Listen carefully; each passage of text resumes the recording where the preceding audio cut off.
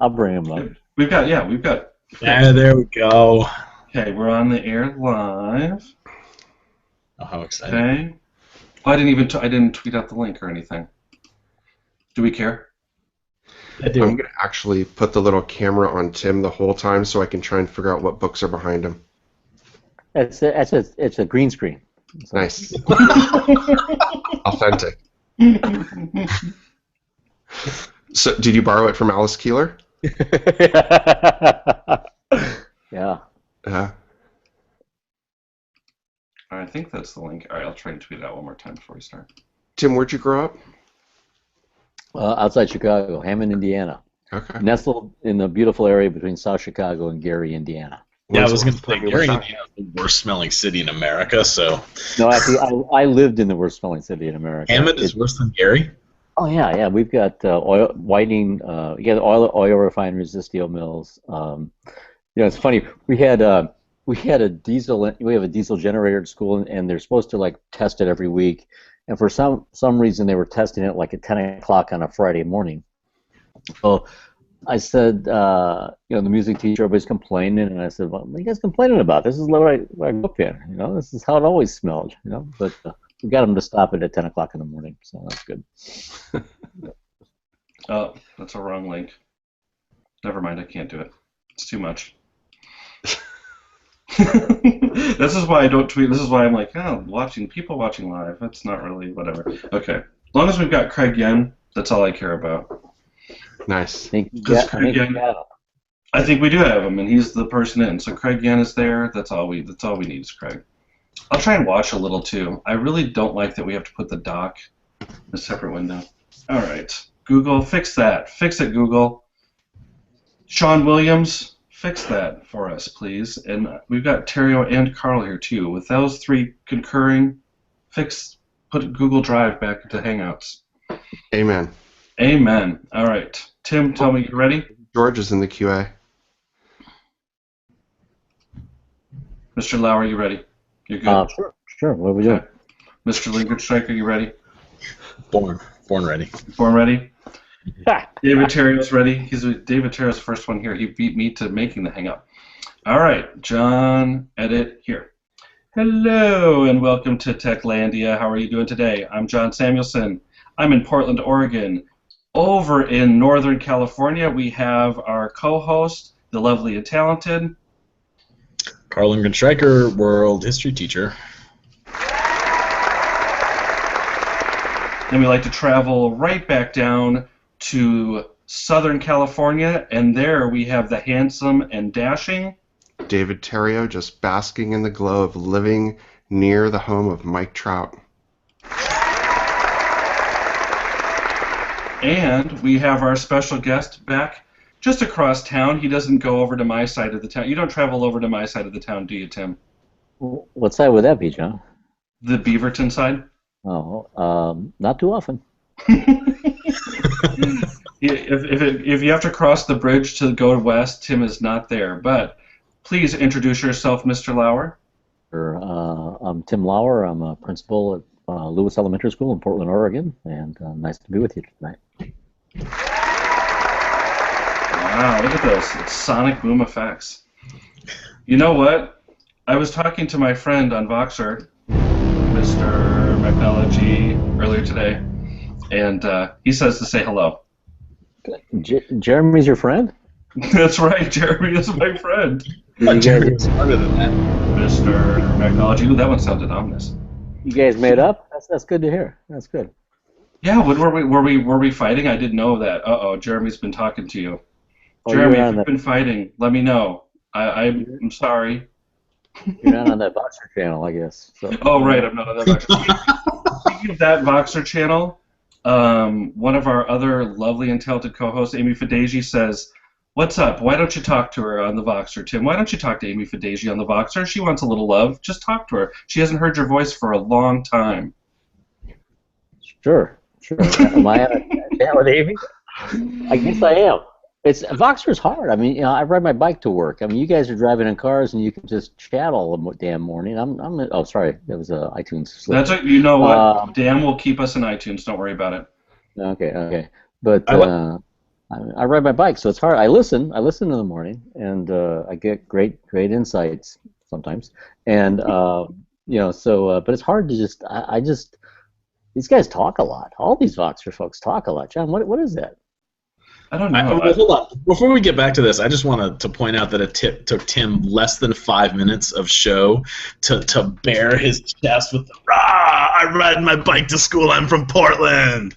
Yeah, but Tim Lauer, are you making your own clothes like our mutual friend Action Hero? Yes, and we're all gluten-free tonight, so we're all good, you know. Wow. I ate a vegan sandwich tonight just to get in the mood. It was a cauliflower buffalo thing. Well, that sounds good. Well, anyway, thanks for. I had Thai food in case anyway. I'll just throw that You out can there. smell it from here. No, I'm sorry. Sorry about that. Well, so anyway, on Techlandia, we used to do 3 apps, 3 Twitter users to follow, all that jazz. Now, we are just doing 3 things that the guest, the most interesting principal in the world, Tim Lauer, finds interesting. Something that's on his mind. Maybe it's Voxer. Maybe it's Jeremy's fight with me that I didn't realize that we were in. So that really worries me now. I'm going to have to Vox him after we get off the air. But Tim, tell us about your first point. What is on your mind right now in the world of education? I'm wondering where Kurt and Allison are. They're busy. They've been busy. I don't know if I got the memo to you for that one. They don't do the show anymore. Haven't you spent time with John? Don't you know the answer to that? Isn't this like these little teen bands? They just keep changing members, that kind of thing, That's right. We're the Menudo of podcasting. But so I'm sorry. What was the question again? You know what, Tim? I'm going to throw. Tim, talk about your Instagram. Tim probably has one of the more interesting Instagram feeds in. I mean, it wouldn't even just be in education. It would be just one of the most interesting Instagram feeds, and I just would like you to talk about it a little bit. And how do you get such an eye for taking such great pictures around your school? And I know that you've built a great school culture, but tell us, I mean, where do you find all this inspiration for some of these pictures that you take on Instagram? Well, that's nice of you to say. I think I've always, I was thinking about this tonight as I was riding my bike home. I was thinking about this tonight in terms of I've been publishing content from a school or something for about 20 years on the web.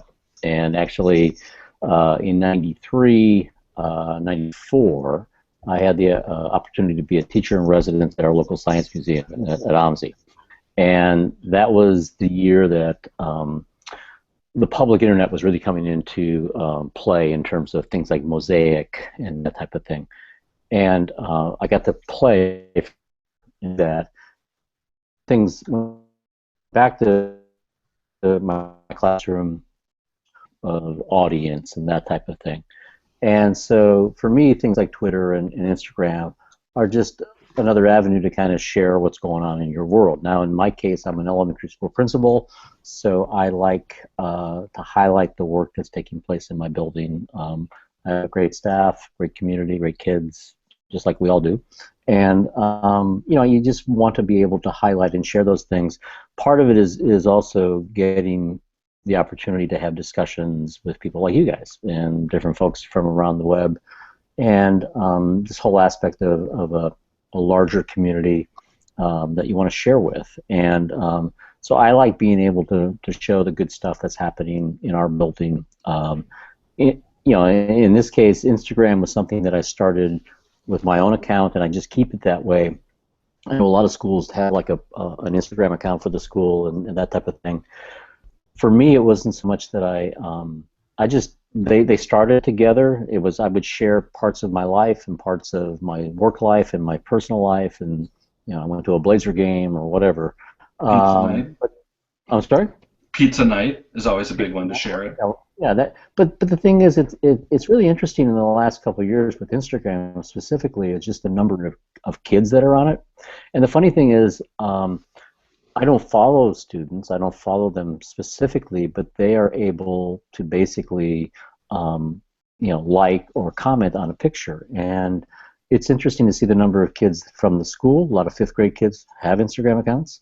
And then the kids who are like alumni, they've left, and they're sixth or seventh or eighth graders, but they're still connected, and that to me is interesting. Like when I posted a picture, I think last week, of one of our teachers, Mrs. Zimmerman, working with a student, and then a kid from a middle school who used to go to Lewis, just she liked the picture, and then she made a comment and said, "Hey, tell Mrs. Zimmerman I really miss her." And so that aspect of with Instagram of not only sharing the school aspect of myself, but also the personal aspect, it allows my families and my students to get a better idea of who I am and what I'm all about, which I think is fine because it's all about relationships. So Tim, I've got a question for you. I feel like I can see into Lewis in a way that I can't see into most other schools because of your Instagram account. Do you schedule, I am out of my office and in classrooms X number of hours a day, or do you just kind of take those opportunities as you can get them, or how do you make sure you have that time to be in classrooms? Yeah. I don't schedule specific time. I mean, it's interesting. I started playing around with iBeacons, and I actually have an iBeacon in my office that tracks when I'm in my office. And so on any given day, I'm probably in my office less than 2 hours through the total course of the day, and that's pretty consistent for the last month. So that's pretty much it. But I think because I've got a laptop and we got a pretty robust wireless network, I can basically take that anywhere.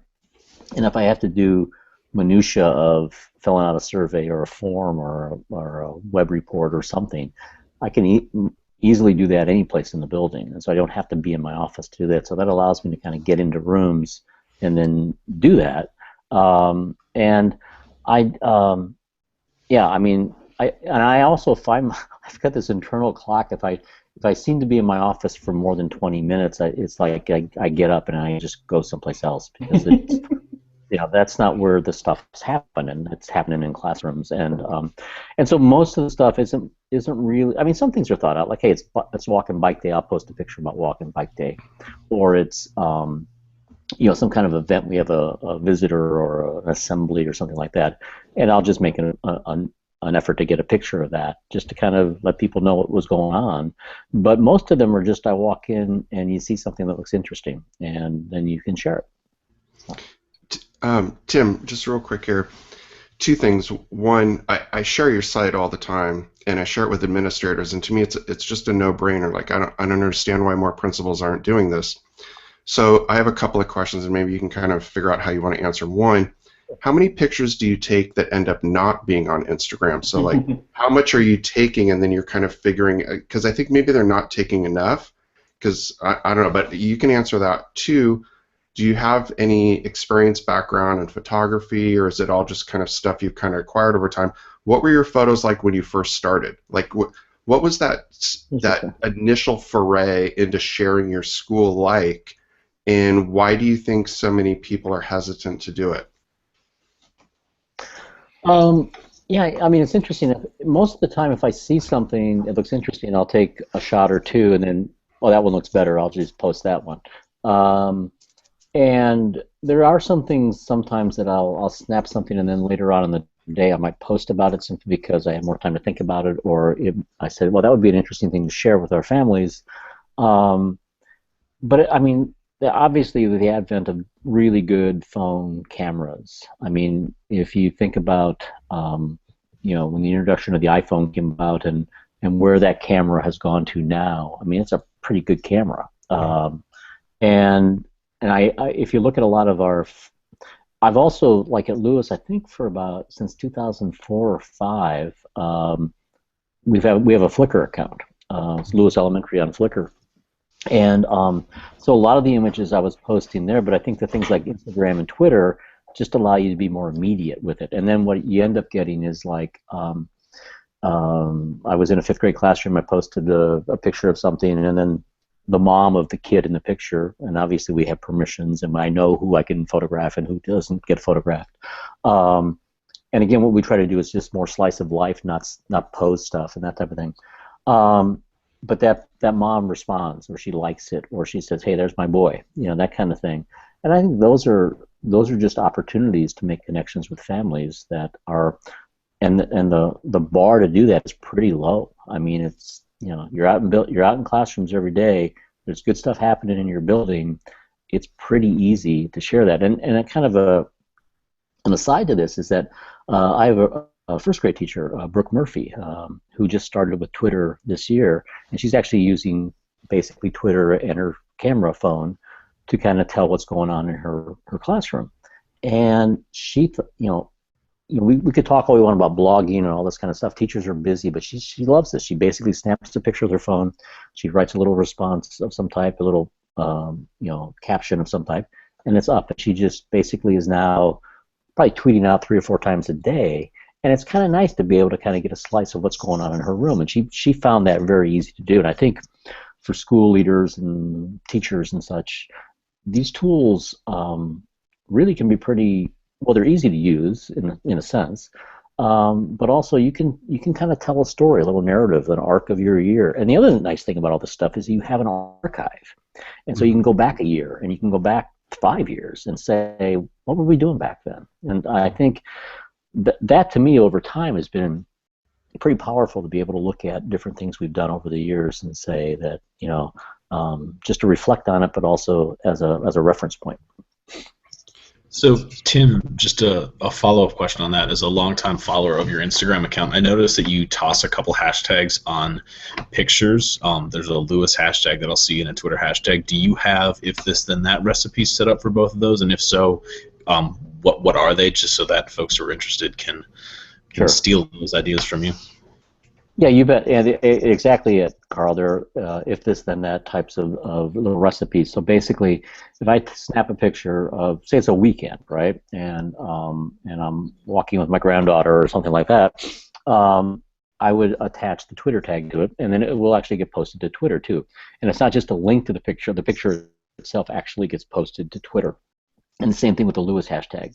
So if I'm at Lewis and I want something to, I've taken this picture on Instagram and I have put it out to my Instagram feed, by attaching the hashtag Lewis to it, it triggers the recipe that says, oh, hey, take this picture and post it to the Lewis Twitter account. And then those little recipe types of programs are really helpful. I think one of the things that we were talking about today, because did you have a PD day today, Tim, or were you just regular school today? We had school, or after we had a staff meeting after school, and then at the end of the month they do specific Java-like meetings for various specialists, like PE teachers, special ed teachers, music teachers, and so and who's a PE teacher who's just gotten onto Twitter this year and is really kind of going great guns with it. She hosted the PD session for the Portland elementary school principals. Oh, wow, that's nice. PE teachers, not principals. Nice. Yeah. Do you think that, all right, so one of the things that came up, and I've been trying to get teachers a little bit to be, I think they feel afraid from, like you were talking about the permissions and things like that, and I mean, do you feel like that's, how do you get your staff to kind of get over the fear of, I'm pretty sure that all of ours, you have to opt out, so you would know, or you could just go to the administrative assistant and go, who doesn't have permission to have their face, posted in our classrooms? And I think that people think it's like all these people, but I really think it's a small number. How do you get teachers to kind of like coach them to get out of the fear of posting something that's going to, get them in trouble? Yeah, I think their peers are really good ambassadors for this type of thing, and I'm very fortunate. I think I've got 7 or 8 of my teachers, and we have 17 classrooms, that are actually active on Twitter, and they've made the decision to kind of share what's going on in their rooms.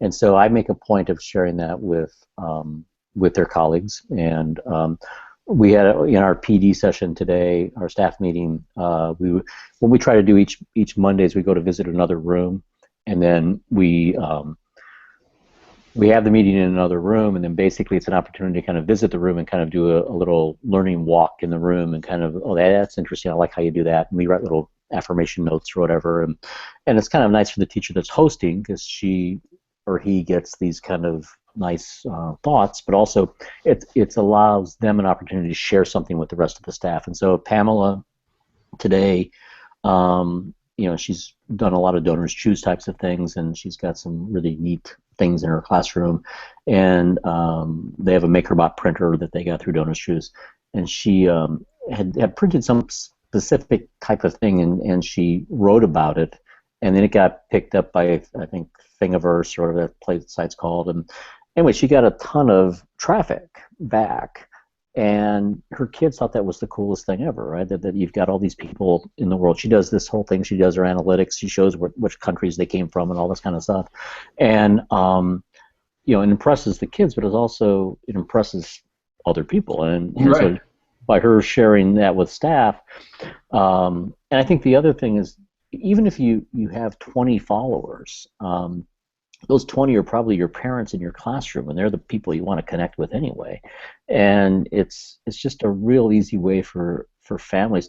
And I've got families all over the map in terms of economics and social economic kind of things, but they all seem to have cell phones, and they all seem to have smartphones, and they basically connect, and they hey, you're sending out stuff about my kid's room, I'm following you, and I'm on top of it. So I think, getting them past this initial kind of hesitancy, I guess, but then showing them that these teachers are actually making differences in terms of sharing information with their families and getting it to them when they need it. So, Tim, I have the pleasure of one of the principals left my school, and I still get his Monday morning memos. And I get a Monday morning memo from my principal, and now I get to see. And I thought it would be so cool if there was a website that collected different Monday morning memos, so you can see different principals and their take on it.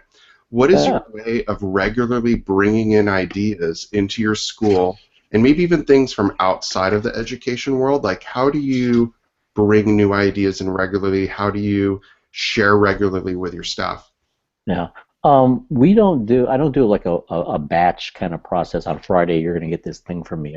What I've been doing for the last 11 years or so is basically, when information comes to me, we have an internal staff bulletin, which is a WordPress blog, and there are 2 columns on that blog, and one column is directly from me, and one column is from any of the staff members. Anybody can post to the blog. And so there's lots of things like reminders, hey, 3rd grade will be on a field trip, that lets the custodian know, that lets the cook know, lets other people know. But then in terms of the information, if something comes in on Monday, I post it on Monday because it's timely. I mean, information has a freshness date. And if I wait till Friday, it might, they might miss an opportunity. Fortunately, my staff knows that when they come to work in the morning, they check the bulletin in the morning. I try not to post things of importance past 7:30 in the morning, but basically, at least once in that 24-hour period, they're looking and they're getting that information. And so I'll post videos. Sometimes I'll post links to articles. I've started a Twitter feed that's specifically, it's called Principal Lauer. That's more it's totally focused on my staff for the most part, and so it just goes into an embedded sidebar on our staff bulletin, and it just shows up there. And rather than memos and that type of stuff, I just try to do it that way. Then in our PD sessions, we have late openings and such. That's where I'll try to kind of follow up. I'll usually post something to kind of tease it a little bit, and then it gives those that have the time or want to kind of dive a little bit deeper and get information, and then I can share it with the entire staff at the late opening of the staff meeting. That's really interesting because for a little while we wanted to have our department coordinator meetings every 2 weeks, and then we decided sometimes there's problems that build up to a point where if you're addressing it 2 weeks from now, it's going to be too big. So you're kind of, instead of having a Monday morning memo, you're addressing things organically as they come up. You have almost this like Cornell Notes bulletin, right, where people can feed into it as you're going and make their own comments and stuff. It's a really great idea. No, it seems to work. I mean, part of the thing is if you're new to the staff, I just say, hey, that's where you got to look every morning, or otherwise you're going to get embarrassed when I come and get you and take you to the assembly that you're 20 minutes late for. That's okay. You're just in the classroom, so you'll remind them anyway. That's right. Hey, don't worry about that. So, have you used? Is that what you've set up your iBeacons for? Is that what one of yours is? You bought some, and you're tracking your time actually in the office. That's one of the triggers you set up for it. Yeah, actually, I have some in rooms, and it's kind of a bleeding edge kind of thing, but it is kind of interesting. Like I've got them in the upper hall, and in this case, I've got an app called Proximity Log that's on my iOS device, and so basically, it just as you walk in, it just says, "Oh, hey, you're here," and you do a little setup and that type of thing. But basically, it just tracks the amount of time that you're there, and then when you leave, it just, "Oh, he's gone," and it stops tracking. And that's kind of cool though. You can go back and look and say, my goal with this is to basically be able to look back over the course of a couple of weeks or a month and say, wow, I spent like 4 hours in room X, but I hardly visited room Y, and I better go visit room Y. And it's more to kick me in the backside. That's good. Well, you know what? If you ever need a kick in the backside, just call me up and I'll drive on over and kick in the backside too. I will provide that service for you. That's really cool. So you were mentioning, is Pamela the teacher that's going to speak at IPDX? Yes, Okay. Pamela Kennedy, and she's a third grade teacher. Okay, so I know that we have a little bit. So Tim Lauer is our inspiration for doing shorter shows. We have gotten feedback, Tim, that is very positive for the shorter shows. By the way, you're already over my commute time, so that's right. I know. Well, you just have to pedal slower. But give us a real quick rundown, because Pamela's the one that kind of did all those donors choose for her learning space. So if you could, in 5 minutes, give us just a little rundown of why you think learning spaces are important, and you can see many of them on Tim's Instagram feed, like we're saying. Yeah, I think, Lewis is a school that was built in the early 50s. We're pretty much, if you looked at us from the sky, if you look us up on Google Earth or whatever, we are an L, basically. We have two wings. We look like an L. And basically, hallway in the center, rooms on either side kind of thing. And they're pretty good-sized rooms. They're not, they're for the ears, they're not bad. But basically, at the time the school was built, no thought of common spaces and no thought of like areas that you can kind of reposition and that kind of stuff. So what we've tried to do throughout the building is we put benches in various ends of hallways that can be gathering points. Kids can come out of rooms and they can kind of sit there. You see them used in lots of different ways by different classrooms and different kids. And then we've done a lot of work with our occupational therapists and school psychologists and such, talking about movement and having various seating arrangements for kids. And so we've invested quite a bit in various alternative seating, I guess you call it, like the hokey stools that are kind of like a yoga ball, except they don't roll around the room, and then various kind of some rooms have standing desks and that kind of thing. And so Pamela, though, has been one that's really kind of resources for her room than we can provide on our own. And so she's done created like reading bleachers and different seating kind of places, little cubbies in the room that kids can kind of go in and work, and it's really a nice space. And other teachers are doing similar types of things. We found a knee, I guess a table that's knee height, so you can sit and kneel down next to it and work on it. So several classrooms have those. We found those at like a liquidator store or something, but teachers have made good use of those. But the idea being that basically you want to design spaces that allow kids to have movement, allow them alternate seating options, and not just the traditional sit in your desk kind of thing. That's cool. Well, Scott Medley didn't want me to mention this. Scott Medley was talking. Ooh, I've got a big echo right there. Hold on. All right. I'll throw out another question. Wait, am I echoing too? Oh. Awesome. Tim, you're on your own. Okay, let me try this again. It was down.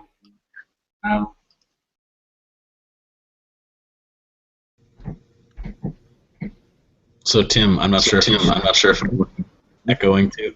A little bit. Just a little. Okay,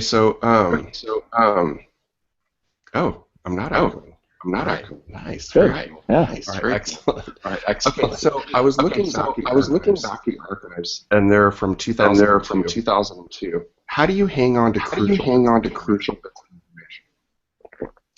Can you say that again? I'm sorry, David. Crucial Okay, bits so of. you have content for like 20 years, right, online? How do you hang on to those crucial bits of information? Things don't get lost that you can go back and find or use it. Right. How would you do? Yeah. Well, part of the problem is that some of that is gone, and luckily there's the Internet Archive. And actually, if you were to go back and look, I think in '96, the Internet Archive has the classroom from Buckman Elementary School where I taught, a lot of it archived, and that's where it lives because it's long gone from various servers that have disappeared and such. In the case of Lewis, we have we have hosted web space. It's backed up. It's saved, and so you can go back in the case of the school blog and that kind of thing, and be able to go and trace that back. But I think that is an interesting topic in terms of schools and do they see the archive as being of importance, or is it more like this is just a newsletter we send home and we don't care and it's gone? I think about kids, I have kids from, like I said, in middle school and high school who like to go back and kind of revisit where they've been. And I think that's an important thing for schools to consider in the sense of, quote, their alumni and being able to capture or revisit those childhood things that they did. I don't hear many folks talking about that, but I think it is something to consider. What's an important oral story of your school that you would tell somebody when they first arrived? That kind of explains who and what you're about. Yeah, that's interesting. That's a good question. Lewis, like I said, was built in the 50s, and one of the things that kind of shapes what Lewis is about is that in the mid-70s, an area west of the building, which was just basically lawn, there was nothing there except grass. The community and the faculty of the school decided that they wanted to build like an outdoor space, a classroom space, an environmental kind of space. And they planted a bunch of stuff, and it's still there, and it's adjusted and changed over time a little bit. We focus more on gardening back there now, but still it's there. And it is this kind of legacy for the building in the sense of there's been a strong ethic in terms of the building of stewardship, of the environmental aspect of our footprint and that type of thing. That's been something that's been constant, long before I got there. And I'd say another thing is basically our art and our music programs. I mean, people come to Lewis sometimes and they'll say, "Oh, is this some kind of focus option school?" And I said, "No, this is the kind of school that I went to in the '60s. You had music, you had PE, you had these special things." And the sad thing is that over time they became special. Well, they shouldn't be special. Every kid should have those things. Tim, I'm trying this. It's not working. I'm echoing still. Tim, I don't know what to say. Here, Tim, I don't know. I'm going to feed you your lines at the end here. In the chat. Open up your chat, and here we go. I see it. John is finally speechless. That's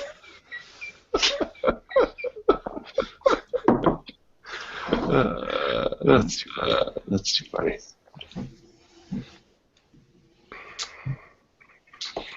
Oh, there was something else. Did we stuff in the talk that we needed to talk?